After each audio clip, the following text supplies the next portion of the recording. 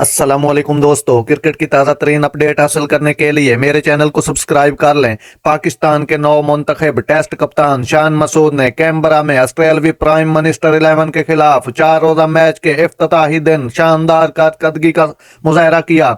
Stylish बाएं हाथ के खिलाड़ी ने बुध को स्टंप पर अपनी टीम को 324 रन 6 विकेट तक पहुंचाने के लिए नाकाबिले शिकस्त सेंचुरी स्कोर की।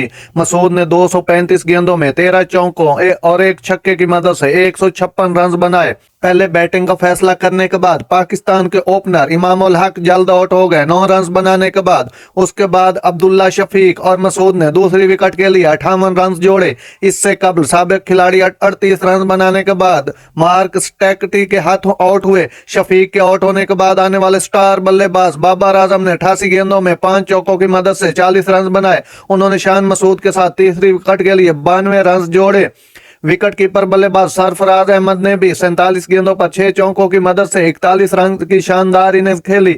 सऊद शकील और फहीम अशरफ ने बिलतरतीब 13 और 17 रन बनाए।